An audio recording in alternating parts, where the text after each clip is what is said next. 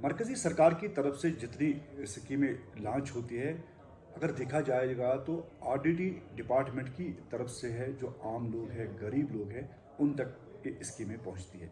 पहले क्या होता था कि इसमें जो है ट्रांसपेरेंसी नहीं हुआ करती थी, लेकिन अब बाज़ाब्ता तौर पर इसमें एक ट्रांसपेरेंसी दिखाई दी गई है। और आरडी डिपार्टमेंट के हमारे जो मेहमान हैं बात करने के लिए इस पे, डॉक्टर शकील अहमद भट्ट साहब, जिन्होंने इसका डाटा जो है पूरा जमा किया, काफ़ी मेहनत की, तो उसकी पजीराई भी हो रही है हर तरफ। सर, आपसे जानना चाहते हैं कि जो एक गरीब तबका है, तो आपके डिपार्टमेंट की तरफ से जो है, चाहे हम बात करेंगे मनरेगा, PMAY की बात करेंगे, या PM किसान की बात करेंगे, या LPG, जितने भी स्कीमें हैं, यानी कि हमने कई दफ़ा ऐसा देखा है कि दफ्तर में कोई बंदा जाता था, चाहे वो आपके डिपार्टमेंट का है या कोई कंट्रैक्टर था जो नरेगा में काम करता था, वो ये सारी चीज़ें जो है वो आउट हो जाती थी, लीक हो जाती थी। उसके बाद उसका वो गलत फ़ायदा उठाते थे और फिर वो बेनिफिशरीज तक पहुँचते पहुँचते वो जो उनका जो अमाउंट था वो बहुत कम हुआ करता। लेकिन अब जो इसमें आप ट्रांसपेरेंसी आप देखें, जैसे कि आपने ये पूरा डाटा जमा किया, इसमें कितना फ़ायदा मिला है।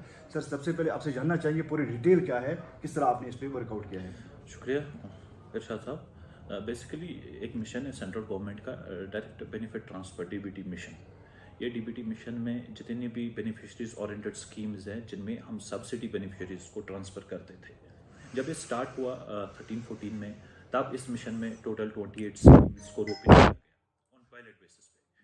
तो आते आते ये अभी 320 स्कीम्स है जो DBT के मिशन के थ्रू हम इम्प्लीमेंट कर रहे हैं। इसमें क्या होता है कि जितना भी सब्सिडी अमाउंट आपके पास है, वो डायरेक्टली जो बेनिफिशरी एट द एंड जो ये बेनिफिशरी अपना सब्सिडी अमाउंट रिसीव कर रहा है, पहले एक फिजिकल चैनल होती थी, through accounts, through cheque, through cash transfer. But due to that channel, जो एक बड़ी चैनल होती थी, उसमें कुछ लीकेजेस, ट्रांसपेरेंसी का इशू आता था, डिलेज होते थे। तो इस मिशन की वजह से अब बेनिफिशरी को डायरेक्टली अपना जितना भी शेयर सब्सिडी का होता है, वो डायरेक्टली उसके अकाउंट में आ रहा है। ये 3 चीज़ों की वजह से पॉसिबल हुआ है। एक, हर किसी उस बेनिफिशरी के पास अकाउंट होना चाहिए। एक स्कीम लॉन्च हुई थी जनधन योजना। जनधन योजना में अभी अगर आप बात करेंगे, 100% सैचुरेशन है, हर किसी इंडिविजुअल के पास एटलीस्ट एक बैंक अकाउंट है। उसके बाद आप आधार की बात करते हैं। आधार एक फ्लैगशिप स्कीम जो थी मरकजी सरकार की, उसमें एक यूनिक आइडेंटिफिकेशन नंबर हर किसी इंडिविजुअल को मिल रहा है।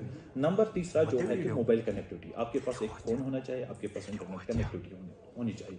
इस ट्रायड की वजह से, जिसको मतलब जैम ट्रिनिटी के नाम से जाना जाता है, एक फेमस ट्रिनिटी है, मानो ये एक बैकबोन है इस मिशन का।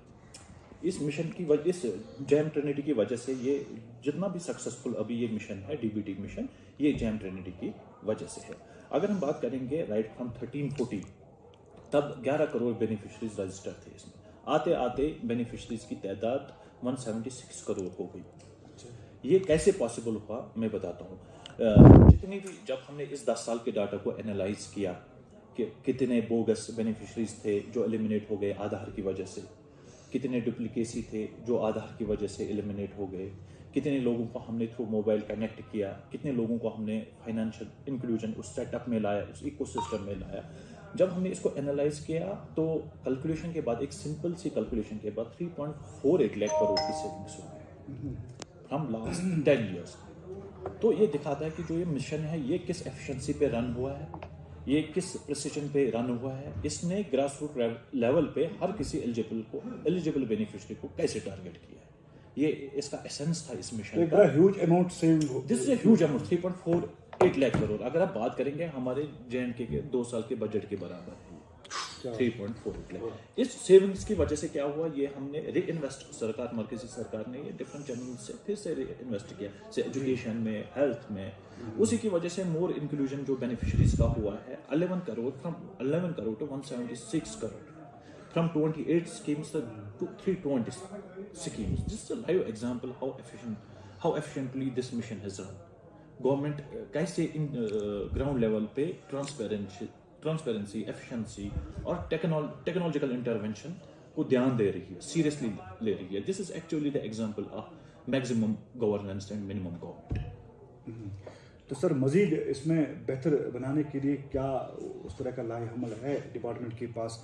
जैसे कि बहुत ज़्यादा गरीब लोग हैं जो PMAY के ज़ुमरे में आते हैं, उनकी यही शिकायत रही थी कि जो बीच देखो में एक जो है पीएमएवाई की एक बीच देखो में एक जो है पीएमएवाई की एक स्कीम है जो भी डीबीटी के मोड पे ही चल रही है, जितना भी उनको फाइनेंशियल असिस्टेंस मिल रहा है वो डायरेक्टली उनके अकाउंट में जा रहा है।